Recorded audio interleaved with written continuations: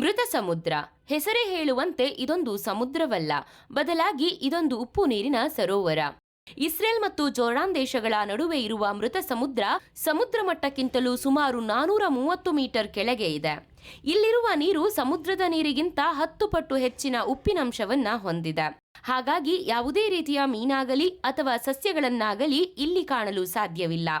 ಅತಿ ಹೆಚ್ಚು ಉಪ್ಪಿನಂಶ ಇರೋದ್ರಿಂದ ಮೃತ ಸಮುದ್ರದ ನೀರಿನಲ್ಲಿ ಮನುಷ್ಯ ಮುಳುಗದೆ ತೇಲಬಲ್ಲ. ಮೃತ ಸಮುದ್ರದ ಅಂಚಿನಲ್ಲಿ ಇರುವ ಕೆಸರು ಮಣ್ಣು ಹೆಚ್ಚಿನ ಪ್ರಮಾಣದಲ್ಲಿ ಖನಿಜಾಂಶಗಳನ್ನು ಒಳಗೊಂಡಿದೆ. ಈ ಖನಿಜಾಂಶ ಮನುಷ್ಯನ ಚರ್ಮದ ಆರೋಗ್ಯಕ್ಕೆ ಸಹಕಾರಿಯಾಗಿರೋದ್ರಿಂದ ಇಲ್ಲಿ ಬರುವ ಪ್ರವಾಸಿಗರು ಕೆಸರಿನಲ್ಲಿ ಎದ್ದು ಬಿದ್ದು ಉರುಳಾಡಿ ಹೋಗ್ತಾರೆ. ಆದರೆ ಇದೇ ಮೃತ ಸಮುದ್ರದ ಗಾತ್ರ ದಿನ ಕಳೆದಂತೆ ಕಡಿಮೆಯಾಗ್ತಾ ಹೋಗ್ತಿದೆ. ಇದಕ್ಕೆ ಮುಖ್ಯ ಕಾರಣ ಮೃತ ಸಮುದ್ರಕ್ಕೆ ಹರಿದು ಬರುವ ಜೋರ್ಡನ್ ನದಿಯ ನೀರನ್ನ ಬೇರೆ ಬೇರೆ ಉದ್ದೇಶಗಳಿಗಾಗಿ ಬಳಸುತ್ತಿರುವುದು. ಹೀಗಾಗಿ ಮೃತ ಸಮುದ್ರಕ್ಕೆ ಸೇರುವ ನೀರಿನ ಪ್ರಮಾಣ ಕಡಿಮೆಯಾಗುತ್ತಿದೆ.